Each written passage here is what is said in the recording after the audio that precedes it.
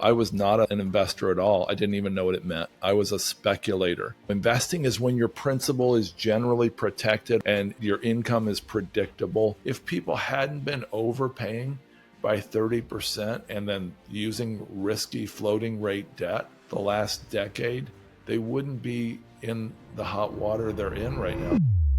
The views expressed in this podcast are those of the individual guests and do not reflect the opinions or recommendations of Invest Clearly.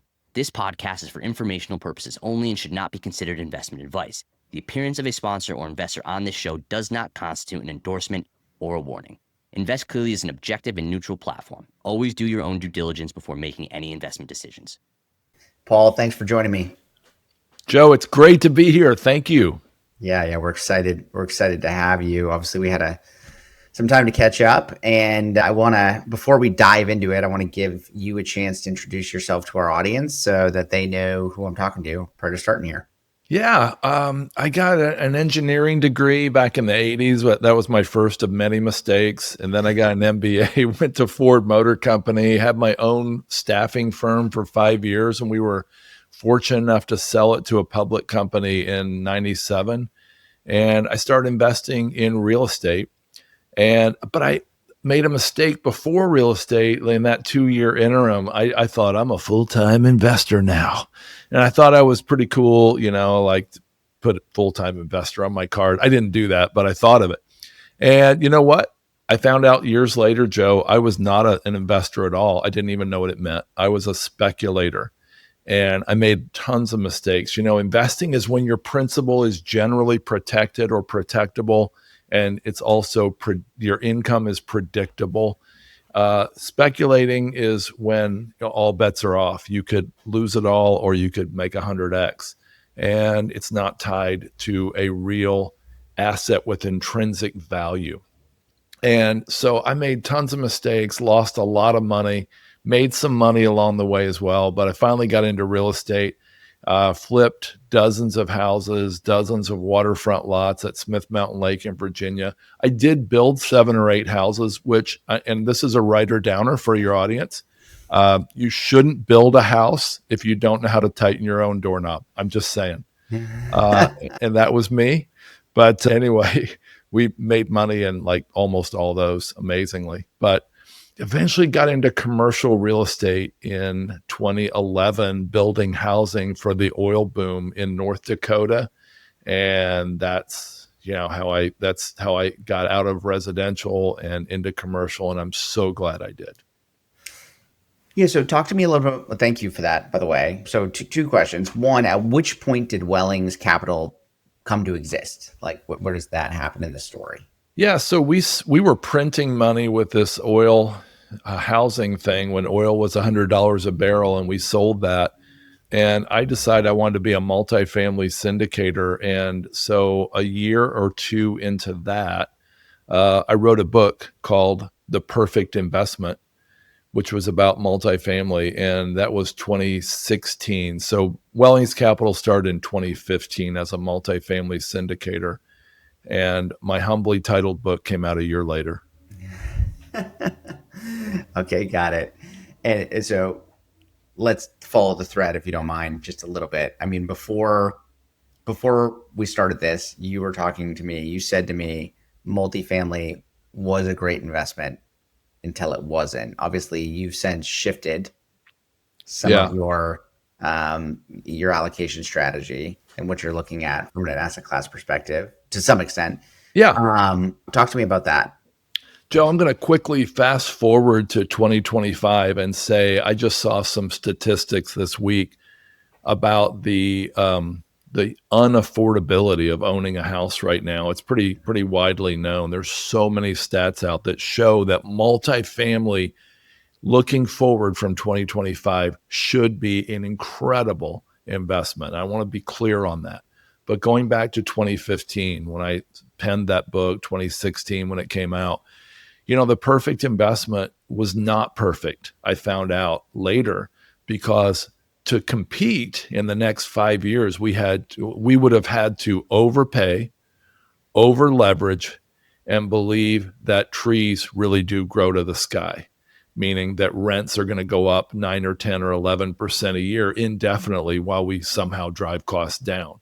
And that's just not true. That's not reality. And so about 3 years into this, Joe, we started seeing that we were being outbid on apartment complexes by literally 20, 30% Wow. by people. And I don't want to sound insulting because we were new too, let's be honest. But Right. there were people who were just out of high school making millions of dollars for their investors and for them by playing musical chairs, counting on all those things to go right. And if everything went right, they doubled investors' money in 2 or 3 years, and sometimes better than that. But you know what? Trees don't grow to the sky, and market cycles. I'd lived through 2008. I had lived through the 2001, and even before that. And I realized, this is not sustainable. I started reading Howard Marks, Charlie Munger, Warren Buffett, and I spent a lot of time thinking through that. And so in 2018, we pulled out. We did do a multifamily deal, which we should talk about later when you ask me about failure. But we did pull out, and we decided, hey, what do I want as an investor? I want the best operators, the best jockeys, and of course, a good horse. But also I want diversification. How can we get that? Well, we're never going to be experts in 5 or 6 asset classes, but that's what we want to invest in. Right. Maybe and then we just realized we needed to start a fund. And so we started a multi-asset types fund, and we are on fund number 7 and 8 right now, 7 years later. And so that's what we've been doing since then. We invest in self-storage, mobile home parks, RV parks, light industrial, commercial retail, and even multifamily. And so the funds are mixed asset class. Yeah, they're mixed across different operators, different asset types, different geographies, and even different places in the capital stack. Interesting. So I think what I want to dig into with you, if we can, over the next handful of minutes, the time we have, is the lessons that got you to that point. Because as we discussed, this podcast is really about kind of your approach to LPs and communication. And I imagine like when you get to gather those key learnings, there were steps along the way, like moments of tension along the way that got you to kind of like your strategy as it is. So I want to dig into that. But at what point did you when in that journey did you take the first LP money? It was November of 2017. We acquired a multifamily property in Lexington, Kentucky. And that was a big learning. That was a big learning lesson right there. How did that change how did bringing LPs into the picture? Because you've been doing this kind of advanced flipping, investing, or speculating for periods of time, as you said. How did bringing in LP money, what did that change for you from the dynamic perspective? I mean, we had taken in large friends and family money for years in individual residential properties, but they were always like 1 off, 2 off, 3 off. But when we took 48 investors' money for the LP money for this Lexington, Kentucky deal, I mean, it completely raised the bar. We became, and we already were this way anyway, but we became obsessive with protecting investors' money, thinking through what was best for them, even when it didn't benefit us. I know everybody says that, but I've got lots of evidence that is what we do. And it's been really enjoyable. And it's one of the reasons that 73% of the money we raised in 2024 was from repeat investors. And many of them who said, I wish I'd have put more with you in the first place. I was chasing flashy other stuff that went south. Yeah, too many of those stories right now, unfortunately. That's helpful. So you took early LP money. You yourself had been an investor prior to that. Right. You've been in. So when you said in your early days, you sell your business, you're kind of retired, you're just going to be investing and replacing money. Were you at LP in deals at that point? I did not know much about syndication at that point, and I invested in wild, stupid speculations. Let me just quote here. Charlie Munger said, we don't like to jump over 8-foot hurdles. Warren Buffett and I, he was saying, Warren and I like to step over 1-foot hurdles. He also said, if it's too hard to understand, we will never invest in it. And I invested in things that were sort of hard to understand, opaque, like this very complex foreign trading currency exchange thing. And that guy is on year 23 right now of his 158-year prison term. He scammed 1,800 investors, if I recall. Stuff like that. And again, it was just speculation. It wasn't based in reality or good due diligence. And it's made us obsessive, crazy obsessive now with due diligence. And it wasn't just that. I mean, all of our team has had stories where we made mistakes. And last year we looked at 745 different operators and deals, Joe, and we only invested in 5. Yeah, that's, I mean, tightening up the strainer, so to speak, on that, or the filter on that, I think is an important thing to be communicating to investors. So let's focus on that communication side, because obviously, like, you've been in bad deals. You just mentioned earlier that, some of your investors are reinvesting with you, had a hard time with some of their other investments. You guys naturally have new investors coming to you as well. Theoretically, they're going to be building trust and relationship with you for the first time. So let's talk a little bit about, how do you communicate with those people? Like, what are you telling them to help build their confidence from day one? The new investors or the repeat? The new ones. The repeat ones theoretically already trust you. Yeah, that's true. We're showing them our track record. Our earliest funds have never missed a month, and they pretty quickly back 5 years ago went from 5 or 6% returns to 8, and then a whole lot of other return of capital events and profit events along the way as well. We're showing them our track record. We're showing them our due diligence process. If they sign an NDA, we're opening up the vault of a ridiculous amount of due diligence material that we show them, that we're doing deep dive reference checks, background checks, criminal investigations. Joe, we even are doing something now that I never even heard of 2 years ago. We're doing NOI audits. So we're literally auditing net operating income of deals that we're going to invest in. And it's $9,000. And we're doing those NOI audits. We're having attorneys look at their debt to make absolutely sure that their debt is as safe as we can have it. We're also, like I said, we changed places in the capital stack. We were an LP investor for years, and other LPs could invest right alongside of us. And they'd say, well, why should we pay you to do this when we could invest in ABC self-storage deal ourselves? And we'd say, well, we get a better deal and a better split, and we're doing all this due diligence. And they invested many times. But now we've changed place in the capital stack where we're specifically carving out for example, JV equity position where we're bringing, say, 14 or 15 million, and I'm thinking of a real deal, of the $21 million in a recent investment. We were the largest investor, and we got very nice terms because of that, and better protection for our investors. And so we show our investors all this and so much more. We have a 27-point due diligence process, and we show them all that. Kind of a side question here. How many times when you do the NOI audit is there a discrepancy or a material challenge? Obviously you pass on a lot of deals. I want to tell a dramatic story here. Okay. But I don't have one. Since we've been doing the NOI audits, we don't drop that $9,000 till we're way down the road with due diligence.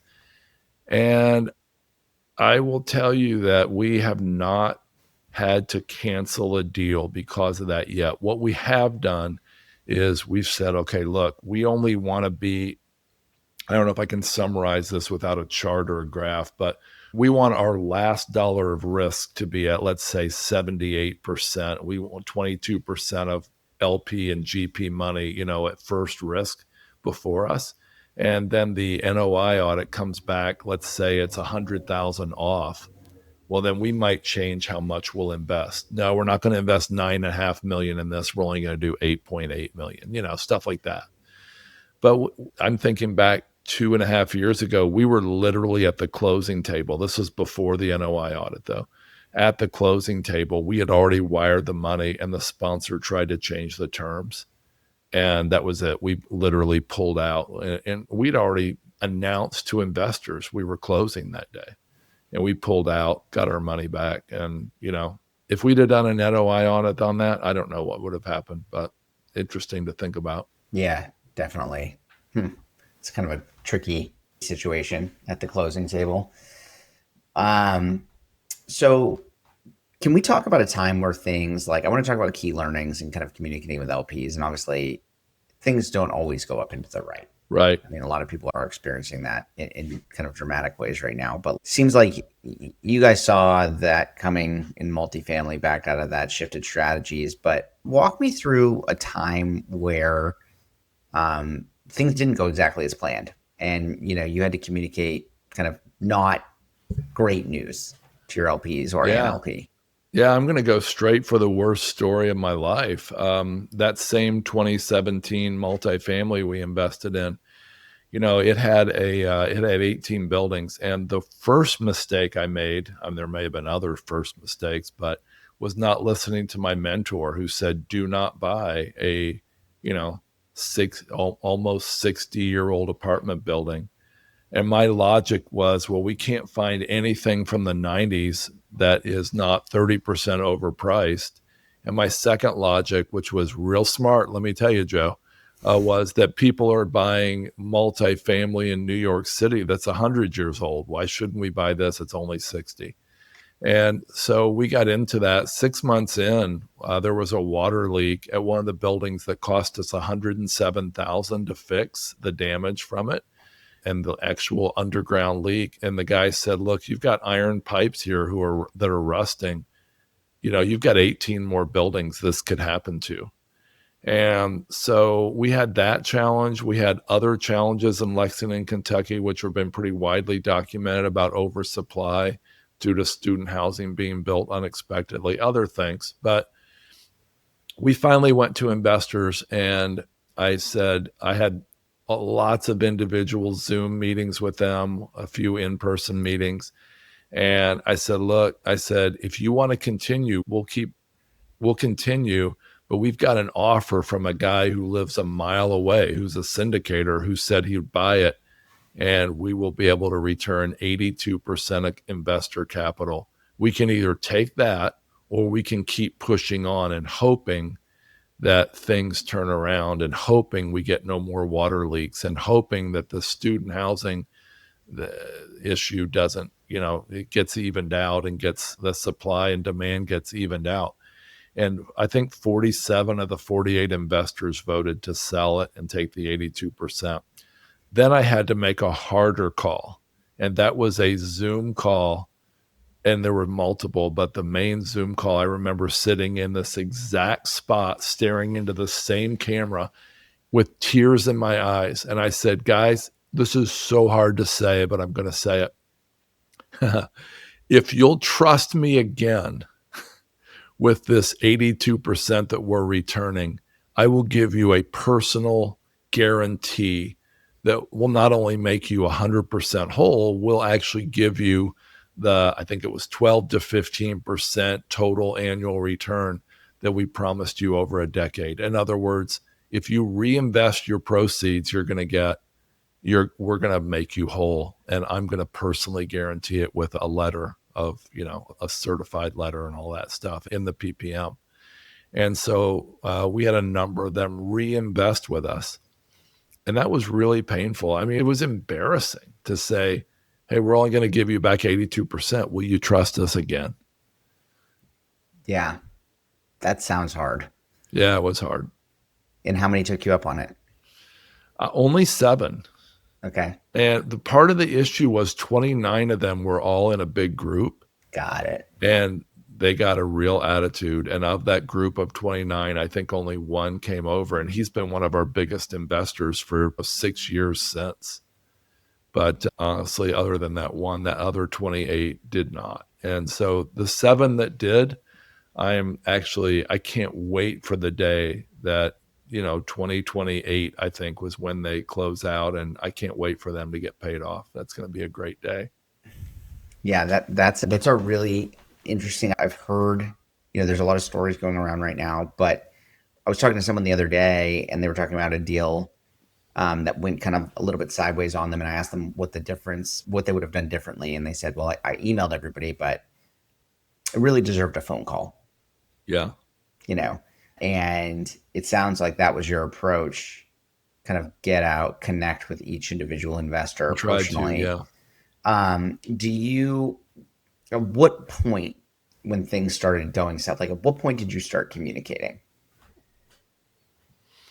It's hard to remember, Joe. It's been like In a 6 while. years, but I think we said, look, we're going to reduce distributions from 5% or 6 or whatever it was to a lower number, and here's why. Right. So that was probably 8 months in when the water leak happened. Yeah.